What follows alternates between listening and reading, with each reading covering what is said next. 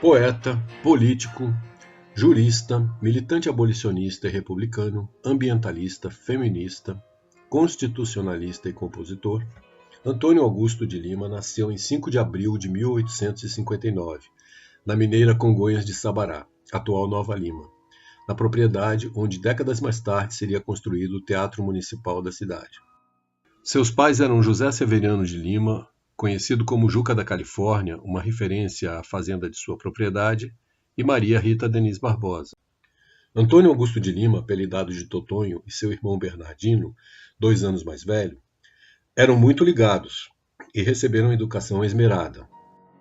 Na infância frequentaram o seminário de Mariana e em seguida foram mandados para o Colégio do Caraça, instituição fundada em 1820 e visitada periodicamente pelo imperador Dom Pedro II. As montanhas de Minas que compõem a paisagem seriam uma inspiração permanente na obra poética do literato.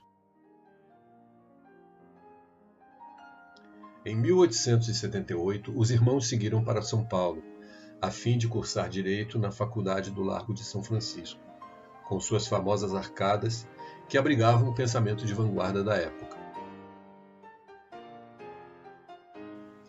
Ali tiveram como colegas de turma Raimundo Corrêa, Silva Jardim, Teófilo Dias, Pinheiro Machado e Assis Brasil. Famosa por formar grandes figuras nos meios jurídicos, na literatura e na vida política, inclusive diversos presidentes, a instituição paulista também era, naqueles tempos, o principal ponto de efervescência de abolicionistas e republicanos na cidade, que começava a fazer a transição de acanhado pouso de tropeiros para a vibrante metrópole que se tornaria no século XX. Ao longo do curso, Augusto de Lima fundou a revista Ciências e Letras, onde publicou seus primeiros ensaios literários, e atuou como colaborador dos jornais O Boêmio, órgão do Centro Abolicionista de São Paulo, a Gazeta de Notícias do Rio de Janeiro e em diversas outras publicações. Formado, foi nomeado promotor público de Leopoldina, na zona da Mata Mineira, e logo passou a juiz municipal. Durante sua permanência na região, publicou seu primeiro livro de poemas, Contemporâneas, que lhe valeu boas críticas e o inscreveu entre os círculos parnasianos. Em Ouro Preto, preparou o libreto da ópera Tiradentes em parceria com o músico Manuel Joaquim de Macedo.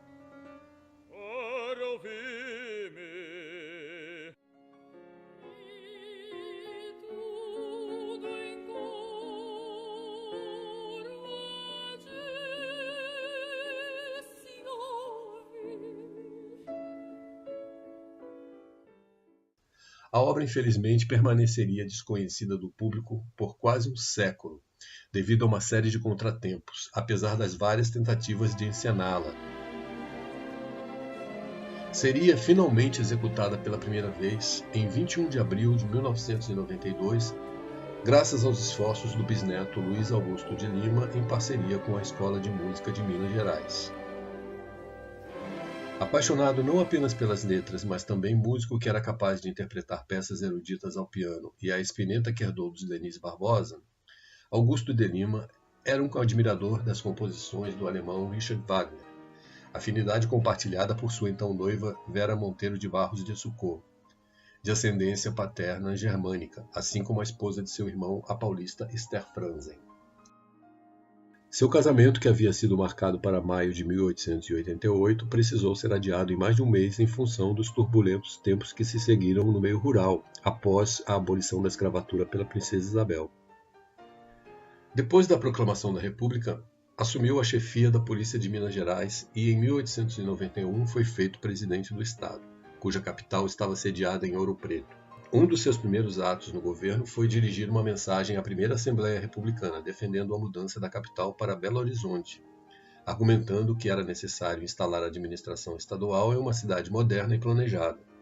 A proposta lhe custou muita resistência, já que os habitantes de Ouro Preto temiam pela perda de importância política e pelo esvaziamento econômico do município.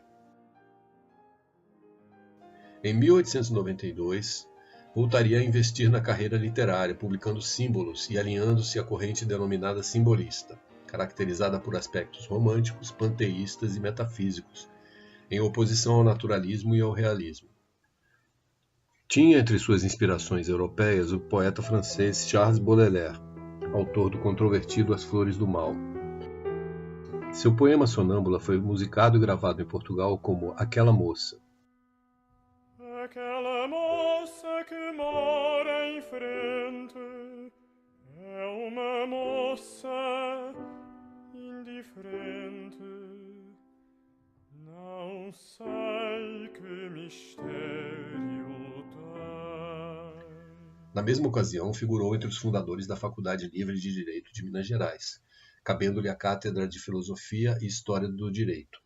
Em 1903, foi eleito por unanimidade para a Academia Brasileira de Letras na vaga de Urbano Duarte, passando a ocupar a cadeira 12, ainda na antiga sede da instituição, no Passeio. Olavo Bilac lhe escreve: não era você quem precisava da academia, mas era a academia que precisava de você. Augusto de Lima e sua numerosa família permaneceriam em Belo Horizonte por mais alguns meses, até ser eleito deputado federal pela primeira vez, transferindo-se para o Rio de Janeiro. Ele acabou por instalar-se em um chalé no bairro da Gávea, recanto bucólico da capital federal, antiga fazenda cercada por morros cobertos de matas, que se transformaria em um ponto do bairro, onde uma linha de bondes fazia sua parada final. Na rua principal, Marquês de São Vicente, seriam disputadas anos mais tarde as primeiras corridas de automóveis na cidade. Na época, o próprio Augusto de Lima dirigia o seu carro por ali. Em 1917, fez parte da comissão de diplomatas e integrantes da Câmara que decidiu a entrada do Brasil na Primeira Guerra Mundial. No final do ano, na Academia Brasileira de Letras, esteve presente ao evento em homenagem ao jurista Rui Barbosa, e era um assíduo e atuante membro da casa fundada por Machado de Assis. Entre seus contemporâneos estavam Miguel Couto, Afrânio Peixoto, Félix Pacheco, Afonso Celso, Humberto de Campos, Graça Aranha, Coelho Neto, Ataúfo de Paiva e diversos outros expoentes. Em Minas Gerais, seu irmão Bernardino também brilhava como catedrático da Escola de Direito, quando caiu doente e veio a falecer em 1924. As circunstâncias de seu período final, ao qual se atribui inclusive a realização de um milagre, despertaram em Augusto de Lima uma religiosidade que ele abandonara após os tempos escolares. Reconvertido, publicou as obras Santa Teresinha do Menino Jesus e São Francisco de Assis. Aqui o político é visto, em 1928, na recepção ao ex-presidente Arthur Bernardes, que regressava de uma viagem à Europa. Na época, Augusto de Lima presidia a Academia Brasileira de Letras, e seus filhos já seguiam suas próprias carreiras. Um deles, José Antônio Augusto de Lima, dirigiu seguidas redações de jornais opositores ao regime vigente, hoje conhecido como República Velha. O político mineiro, da mesma forma, alinhou-se à emergente Aliança Liberal, representada em Minas pelo governador Olegário Maciel, e manteve-se mais próximo de Getúlio Vargas, de quem se tornara amigo décadas antes. Após a Revolução de 1930, assumiu a direção do jornal A Noite, governista.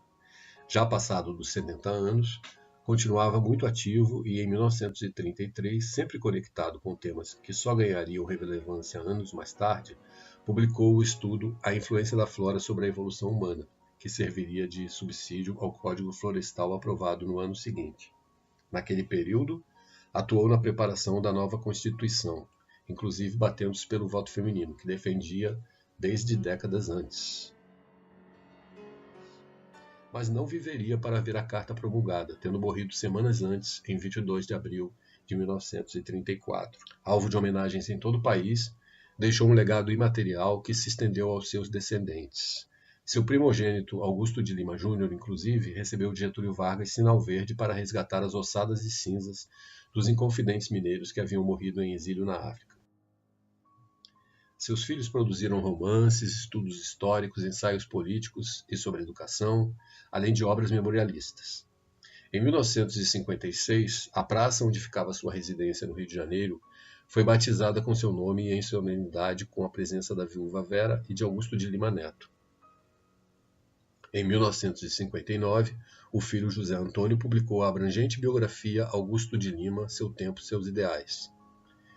E até mesmo o médium Chico Xavier afirmou ter psicografado poemas do ilustre mineiro enviados do além.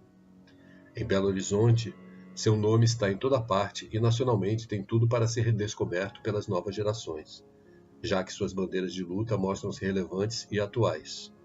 de Minas para o mundo e do passado para o futuro. Augusto de Lima.